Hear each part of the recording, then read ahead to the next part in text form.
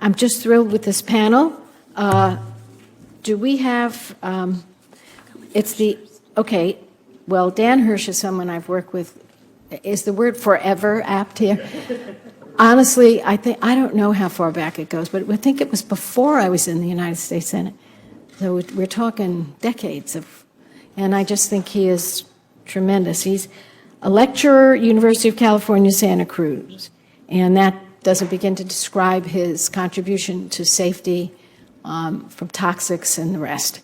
I'm very happy you're here. I'm very grateful to you for sticking around because I know this has been a long wait. But as you could tell from the first panel, these issues are matters of life and death, and that's why we took the time we took, and I didn't want to rush your panel. I have a lot of time here, so we'll go back and forth. So, Mr. Hirsch, do you want to please begin, and we'll give you 6 minutes. Go ahead. And make sure you turn on your microphone. Speak into it. I have a written statement which we'll put in the record. Thank you. Chairman Boxer, thank you so much for the invitation to appear here today. The Japanese parliamentary investigation into the Fukushima tragedy concluded that it was caused by a too cozy relationship between the reactor operator and its regulator that allowed the nuclear plant to be built to withstand only an earthquake and tsunami far smaller than actually occurred. These problems plague the American nuclear regulatory system as well. My testimony will focus on an examination of one case study, Diablo Canyon, that suggests the Fukushima lessons have not been learned here. This is particularly important in light of the extraordinary new seismic discoveries near the site and the inadequate response to them by the NRC. Unless the underlying dysfunctional nature of nuclear regulation in this country rapidly undergoes sweeping reform, a Fukushima-type disaster or worse can occur here, perhaps on the California coast. Diablo was designed and permitted based on the claim that there were no active earthquake faults within 30 kilometers of the site. We now know, however, that there are at least 4 large active faults nearby, all capable of more ground motion than the plant was originally designed for. Each time there was a new belated seismic discovery at Diablo, however, the Commission gave PG&E a pass. Rules were relaxed, safety margins reduced, public hearings denied. The most recent discoveries of increased seismic risk have met the same fate. At the construction permit hearings in 1970, the intervener asked for a few hours to present evidence of nearby faults. PG&E and the Commission staff objected, and the NRC refused to permit the matter to be heard. One board member strenuously— Say that one more time, that last point. In 1970, interveners wanted a few hours to be able to present evidence of undiscovered faults. Both PG&E and the Commission staff objected. The licensing board refused to permit the testimony. Tom Pigford, a member of the committee of the board, dissented, saying, shouldn't we find out before we pour concrete if there are earthquake faults? Thank you. He lost, and they went ahead and poured the concrete, and almost immediately it was revealed that there was an offshore fault, the Hosgri Fault, much larger than the plant was designed for. But instead of withdrawing the permit or requiring a full upgrade to deal with the new fault, NRC waived the normal requirements of the license and granted an exception for the Hosgri. Only minimal retrofits were required.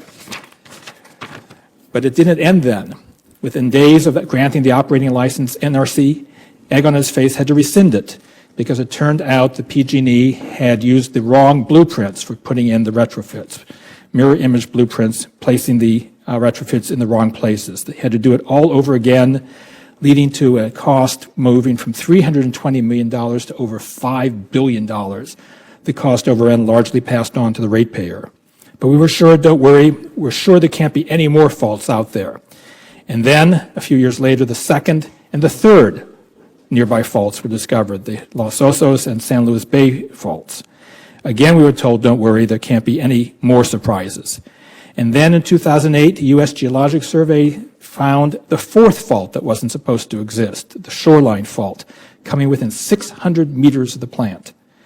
PG&E and NRC said, don't worry, the 3 recently identified faults were well within the license limits. But then something absolutely remarkable happened. Dr. Michael Peck, the senior resident inspector for NRC at Diablo actually went and checked the license. And what he discovered was that all three of those faults, according to PG&E itself, had ground motions greater than the plant license allowed. He said that it should be shut down until the problem was fixed. So PG&E proposed, instead of fixing the plant, to amend the license to remove the provisions they were violating. But even that didn't work because they couldn't meet the criteria for a license amendment, so they withdrew it. And that should have been the end of the matter. The plant should have been shut down until it was retrofitted. But instead, NRC allowed PG&E to, in essence, amend the license without amending the license, all to avoid a public hearing. And then PEC took the gutsy step of filing the dissenting professional opinion, which this September, as expected, the NRC rejected. But here's where the story gets most troubling, with developments essentially not reported to the public until today. On the very same day NRC issued to the news media its denial of Dr. Peck's dissent, PG&E released an 1,800-page study required by the state of the seismic situation near the facility. And they discovered that the shoreline fault, which they hadn't even known about until a few years earlier, was twice as long as they previously thought, that a number of the faults are now estimated to produce larger magnitude earthquakes than they had thought just a few years ago, and that, again, all of these are estimated to produce ground motions in excess of what's permitted in the license for all faults except the Hosgri. It's deja vu all over again, repeat of the problem we've seen year after year after year. And unless we fix these problems, of regulated entities pressing for weakening of safety requirements and of regulators viewing themselves more as allies of the industry rather than protectors of public safety, we will not have learned the lessons of Fukushima. And a Fukushima-type disaster is just waiting to happen here. All it takes, just as at Fukushima, is an earthquake larger than the plant was designed to withstand. It could happen tomorrow. Thank you for your testimony. It's quite riveting, and you tell it in the most straightforward way, and that's what I know about you and what I've always admired.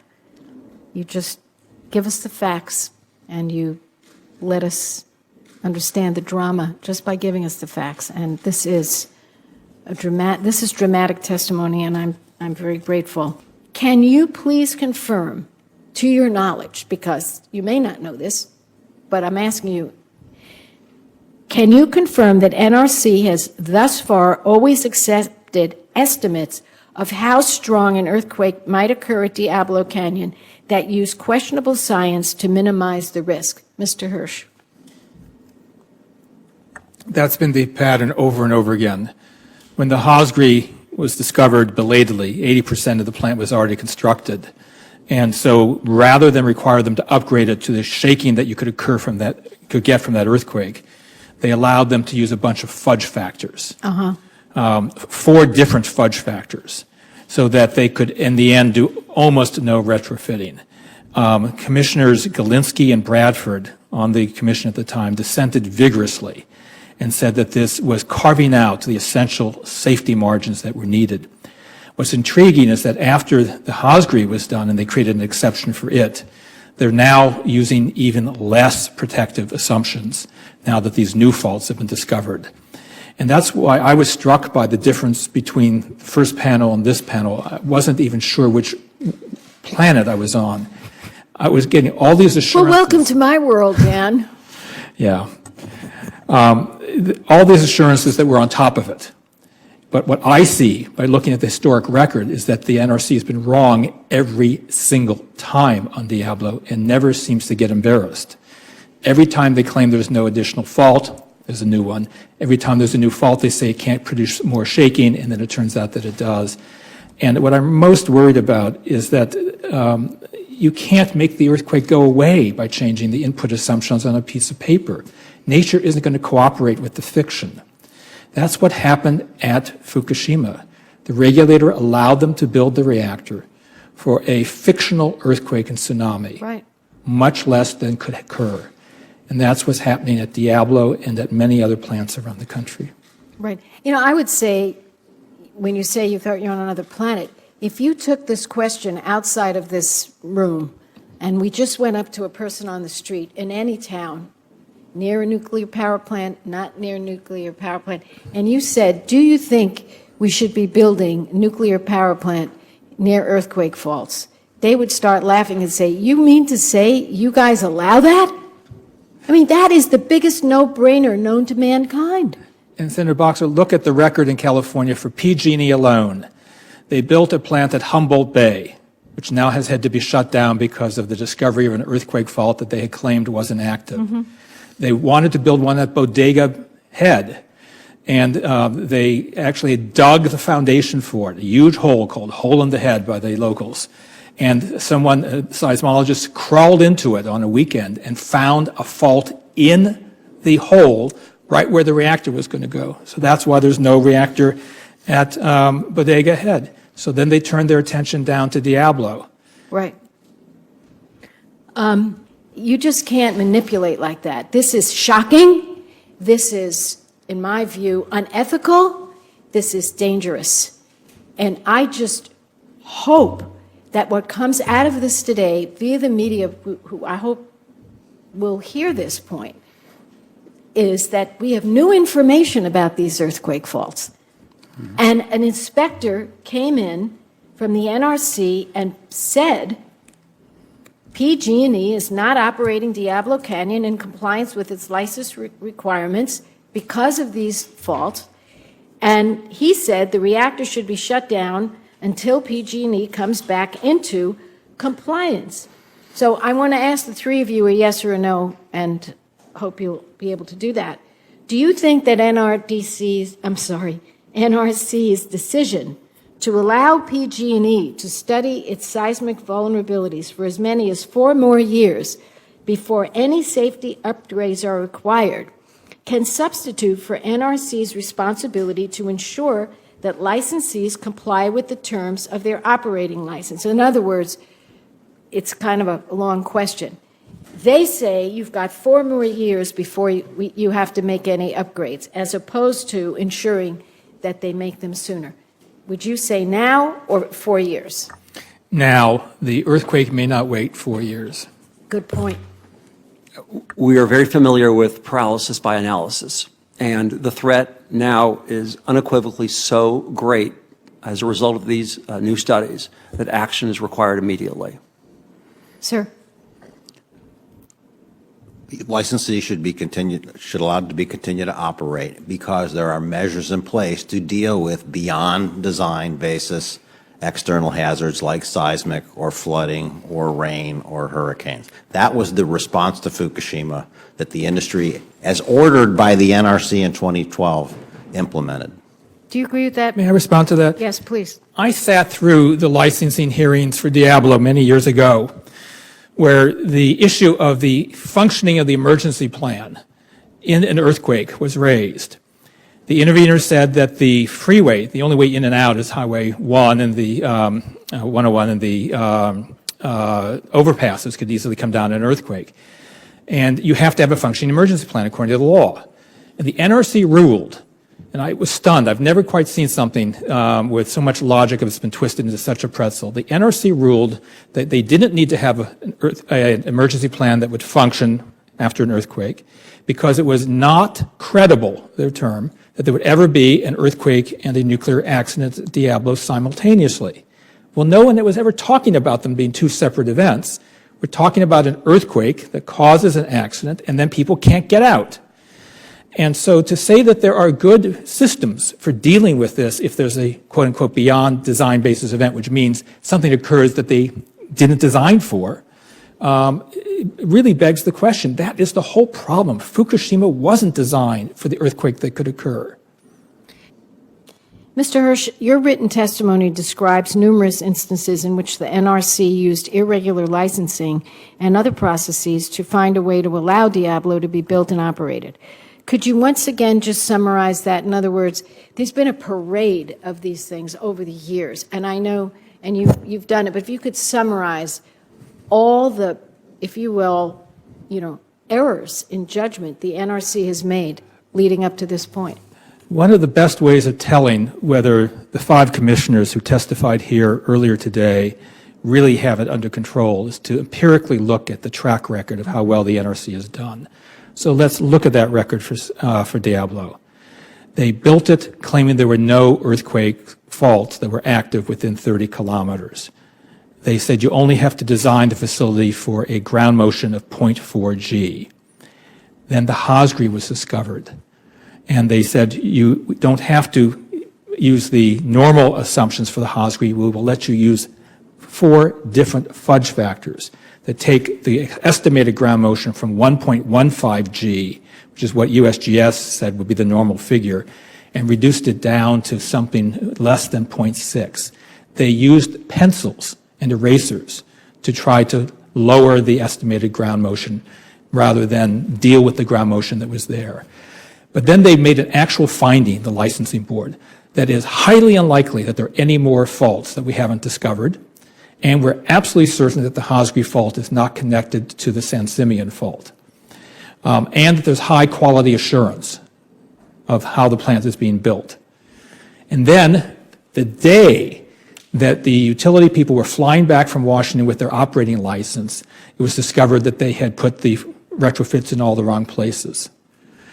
And then they said there can't be any more. Explain what you mean by that. They put them in all the wrong places. I mean, physically. The two units at Diablo, Units 1 and Unit 2. Yeah. And they were built to mirror image blueprints of each other. Mm-hmm. So when they got into going into one unit to put the retrofits in, they used the wrong set of blueprints, the ones that were the mirror image of the unit they were putting it in. So the pipe snubbers and the whip restraints were put in the wrong places. And they had to go back and do it all over again. Complete breakdown in quality assurance. But they said, don't worry, we're fine now. There can't be any more faults. And then they found the San Luis Bay and Los Osos were active. And they said, don't worry, those can't cause more ground motion than in the license. They can't cause more than the 0.4 G. But then Dr. Peck went and actually looked at PG&E's estimates. And they were estimating those 3 new faults, Shoreline, Los Osos, and San Luis, were producing from 0.6 to 0.7 G. Anyone knows that's a lot higher than 0.4. They were way over the level. And so now they're doing, as Dr. Blakeslee indicates, it's the same thing. They're sharpening the pencils again. And they're saying, let's change the assumptions and let's reduce the safety margins further and drive our estimate of the ground motion down further rather than upgrade the plant. And look, in real terms, you either fix the problem or you try to use your pencil to make it pretend to go away. But nature doesn't let things disappear. It was a 9.0 quake at Fukushima. The plant wasn't built for it. There was a massive tsunami. It wasn't built for it. And let me make one last point here. The chart that you showed so effectively of the 12 recommendations that haven't been carried out, those are tiny steps they were supposed to take to deal with Fukushima. They're baby steps, and they haven't done them. Right. What they haven't done are even thought about the big steps. Reactor containments in this country are not required to be designed to withstand a meltdown accident. The evacuation plan isn't required to work in the case of an event that requires it. You don't have to have off-site power that will stay in place long enough to keep the fuel cooled over the long periods, as we saw at Fukushima. The big problems they aren't even thinking about, and the small problems they're not fixing. And they're just hoping that we get lucky. And that's the problem with earthquakes. It's just tossing dice. Right. When will one of those faults move? It's not up to the NRC. Right. It's not I've up to the gone through Nuclear big Energy ones. Institute or PG&E. Nature's going to decide when that fault moves. Right. And the question is the plant going to be ready for it? And right now it's not. One more to put in perspective. There are 1,000 times the long-lived radioactivity of the Hiroshima bomb in each of those reactors. Say that again. 1,000 times the long-lived radioactivity of the Hiroshima bomb is in each of the Diablo reactors, and 10 times that in the spent fuel pools. And the only way it stays in place is if the cooling isn't lost. And an earthquake, as we've seen at Fukushima, can destroy the cooling. And it's not just the 500,000 people within the immediate area. You could wipe out, for practical purposes, a substantial portion of our state. That radioactivity has to stay inside those domes. And the only way that happens is if the reactors are built to withstand the worst thing that can happen. Could I correct Mr. Hirsch for a moment? I mean, that Let could go me on just and on. finish, and yes, you can. Sir, you can have your time to give your perspective on it, but please finish. And while you're at it, Mr. Hirsch, do you happen to know how many of the rods were permitted for those pools, and whether we're over those rods as it was Again, the designed? problem, they built the pools to handle only a few fuel rods, and then they kept re-racking and re-racking, making them more and more compact. So the National Academy of Sciences has indicated that under some loss of coolant events, you could not only have the fuel in the pools lose their cooling, but they could catch fire because the zirconium cladding tends to burn when it gets hot in the presence of air. Okay. Doesn't happen for every accident sequence, but it can happen for some. And that, as I say, there's 10 times more long-lived radioactivity in the pools than there are in the reactors. So you have to prevent there being an event that the systems can't withstand. And I have seen for decades of watching the NRC that they basically, at industry urging, create regulatory fictions. One example, Governor Brown, when he was governor the first time in California, was an intervener in the Diablo proceeding. And his experts said that you needed to have a security plan that could protect against 12 attackers. PG&E and NRC said, absolutely impossible. There'll never be an attack involving more than 3 people in the United States. 9/11 was 19. So over and over again, they've been wrong. And the reason is because it's cheaper to pretend that a smaller threat can exist. Well, it's all follow the money. And 500,000 people, one of them sitting in front of me, who's living in a circumstance where if I don't do my job and NRC doesn't do its job, there could be a terrible situation. Now, if you're conservative, you want to do the conservative thing. And it seems to me a pretty straightforward thing. You either suspend operation until you've retrofitted the plant in the right way and fix it and start it up, or that's it. Those are the two options. You can either fix up the plant or you can suspend operation. So it seems to me that what the NRC has apparently done, which is to give them 4 years, and what they're doing to change science, which, you know, we're kind of used to around here, given people's views of scientists and climate, they change, they pronounce what they want about it. But I don't. I listen to the scientists. And I am very suspicious when you tell me that they have changed their analysis of how much the plant will shake just to, by happenstance, meet the levels that are allowed in the license. This is scary. And, you know, I don't want to overstate what I feel because I don't want to impugn people, but I do want to say there's a lot at stake here. I've gone through some horrific things in California, including an explosion of a pipeline where people died, and it turned out there weren't inspections, there weren't upgrades. I've gone through a traumatic experience with San Onofre where they made an upgrade, but it was faulty. And, you know, there, but for the grace of God, that place is shut down. And, you know, it's clear to me what the options are. I just want to say to all three of you, you've been terrific, all of you. I think the fact that there was a little give and take, that way, this way, is always good. And I think that what for me is the critical piece here is the safety of that little daughter. And yeah, that's it. That's why I'm here. I'm not here for any other reason. There's no other reason I'm here. And I will continue to push hard on this. But I also want to say to the two of my constituents how important your work is back home, what you did to get the information about the new earthquake, and Governor Schwarzenegger then signing that. Congratulations. What if we didn't know about it? I mean, you can only be as good as the information that you have. So I want to thank all three of you. This has been a really long day for us here to get to this, but I think when it comes to the safety of 500,000 people, you know, if we have to do this again, although I must admit I won't have this anymore, and won't Mr. Pietrangelo be excited when this gavel goes over to my buddy, Jim Inhofe, who sees things a bit differently. But you know what? I still have a role, a voice, and we'll still continue to work together. Thank you very much. We stand adjourned.